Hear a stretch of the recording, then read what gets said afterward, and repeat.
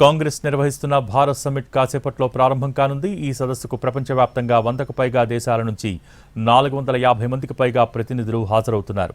100కు పైగా ప్రగతిశీల రాజకీయ పార్టీలు, 40 నుంచి 50 మంది వరకు మంత్రులు, మరో 50 మంది ఎంపీలు, సెనేటర్లు ఈ సమావేశంలో పాల్గొంటారు.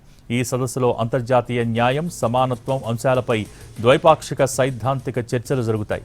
ఇవాళ హైదరాబాద్ డిక్లరేషన్ ఆవిష్కరించనున్నారు.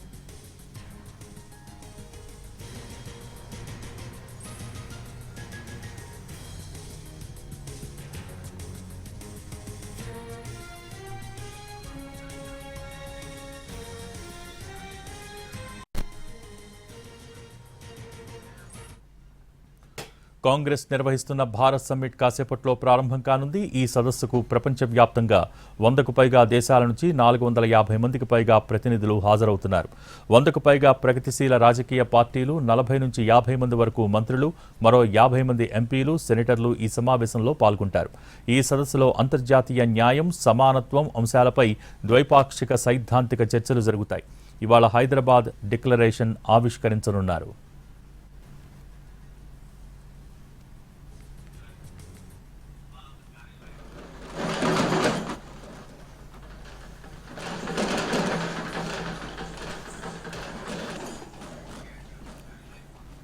కాంగ్రెస్ నిర్వహిస్తున్న భారత్ సమ్మిట్ కాసేపట్లో ప్రారంభం కానుంది. దీనికి సంబంధించి పూర్తి అప్డేట్స్ మా ప్రతినిధి లైవ్ ద్వారా అందించడానికి సిద్ధంగా ఉన్నారు. చారి, ఓవర్ టు యు. మరి కాసేపట్లో కాంగ్రెస్ పార్టీ అలాగే ప్రస్తుతం అధికారంలో ఉన్నటువంటి తెలంగాణలో ప్రభుత్వం ఉమ్మడిగా ఈ భారత్ సమ్మిట్ కార్యక్రమాన్ని నిర్వహిస్తుంది. మొత్తం 100 దేశాల నుంచి 450 మంది ప్రతినిధులు హాజరు కాబోతున్నారు ఈ సమావేశానికి. ఈరోజు రాహుల్ గాంధీ ఈ సమావేశానికి హాజరు అవ్వాల్సి ఉంది, కానీ ఇప్పటి వరకు రాహుల్ గాంధీ షెడ్యూల్కు సంబంధించి ఎలాంటి కన్ఫర్మేషన్ అయితే లేదు. ప్రస్తుతం కాశ్మీర్లో రాహుల్ గాంధీ పర్యటిస్తున్నటువంటి నేపథ్యంలో ఆ పర్యటన ముగిసిన తర్వాత హైదరాబాద్లో జరిగేటువంటి సమ్మిట్కి హాజరవుతారా లేదా అనేటువంటి అంశానికి సంబంధించి క్లారిటీ వచ్చే అవకాశం ఉంది. మనం సమ్మిట్ దగ్గర ఉన్నాము. ప్రస్తుతం ఈ రోజుకు సంబంధించినటువంటి షెడ్యూల్ని ఎంట్రెన్స్లోనే ఏర్పాటు చేశారు. ఒకటి ప్లీనరీ సెషన్కి సంబంధించినటువంటి సమావేశం సాయంత్రం 4:30 నుంచి 6:30 వరకు సమావేశం జరుగుతుంది. అలాగే ఈ ఉదయం సెషన్ అంతా కూడా 4 విభాగాలుగా వచ్చినటువంటి ప్రతినిధులందరినీ 4 విభాగాలుగా విభజించారు. ఆ 4 విభాగాలకు ఎంపిక చేసినటువంటి అంశాలు చూడొచ్చు మనం.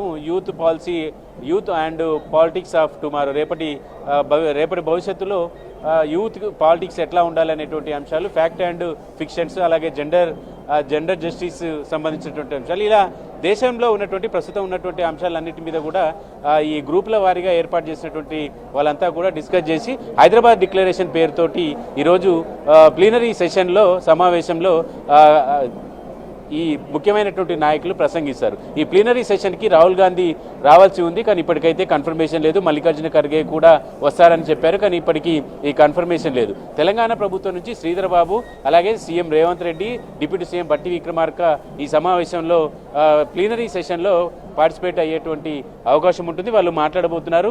తెలంగాణ రైజింగ్ అనేటువంటి స్లోగన్తో తెలంగాణ ప్రభుత్వం ఈరోజు భారత్ సమ్మిట్ని ఏర్పాటు చేసినటువంటి నేపథ్యంలో వీటిని ప్రతిష్టాత్మకంగా అటు ప్రభుత్వం కూడా నిర్వహిస్తుంది. ప్రపంచంలో ఉన్నటువంటి సమస్యలన్నిటి మీద, అలాగే ఒక హైదరాబాద్ డిక్లరేషన్ పేరుతోటి వీటన్నిటికీ పరిష్కారం చూపించాలి అనేటువంటి ఒక తీర్మానాలను అయితే చేయబోతుంది. ప్రస్తుతం గతంలో జరిగినటువంటి అంశాలు, అలాగే కాంగ్రెస్ పార్టీ యొక్క విజన్ ఏంటి అనేటువంటి అంశాలు, గాంధీ అలాగే నెహ్రూ ఇలాంటి వాళ్ళందరూ చేసినటువంటి కృషికి సంబంధించినటువంటి వీటన్నిటిని కూడా హోర్డింగ్స్ని ఏర్పాటు చేశారు. ప్రస్తుతం అన్ని దేశాలకు సంబంధించినటువంటి ప్రతినిధులంతా కూడా ఇక్కడికి చేరుకున్నారు. మరి కాసేపట్లోనే ఈ సమావేశం ప్రారంభం కాబోతుంది. మొదట ఈ విభజించినటువంటి గ్రూపులు ఏవైతే ఉన్నాయో ఆ గ్రూపుల వారీగా కూడా ఈ సమావేశంలో చర్చించి ఆ సమావేశంలో ఒక నిర్ణయానికి వస్తారు. ఆ తీర్మానాలన్నింటినీ కూడా సాయంత్రం జరిగేటువంటి ప్లీనరీ సెషన్ ఏదైతే ఉందో ప్రస్తుతం మనం చూస్తున్నాం. ఈ ప్లీనరీ సెషన్ ఈ వేదిక మీద నుంచి వాటికి సంబంధించినటువంటి ఒక ప్రకటన కూడా చేసే అవకాశం అయితే కనబడుతుంది. మొత్తం 2 రోజులు జరిగేటువంటి ఈ సమావేశంలో ఇవాళ రాహుల్ గాంధీ, మల్లికార్జున ఖర్గే కూడా ఈ సమావేశానికి హాజరు అవ్వాల్సి ఉండే షెడ్యూల్ ప్రకారం, కానీ ఇప్పటి వరకు ముఖ్యమైనటువంటి నాయకుల షెడ్యూల్ మాత్రం ఖరారు కాలేదు. జమ్మూ కాశ్మీర్లో జరిగినటువంటి ఘటన నేపథ్యంలో రాహుల్ గాంధీ జమ్మూకు వెళ్ళారు. ఖర్గే కూడా బిజీగా ఉన్నటువంటి నేపథ్యంలో వాళ్ళు వస్తారా అనేటువంటి సమాచారాన్ని ఇప్పటికీ ఇంకా క్లారిటీ లేదు. రేపు సెషన్ ముగుస్తుంది.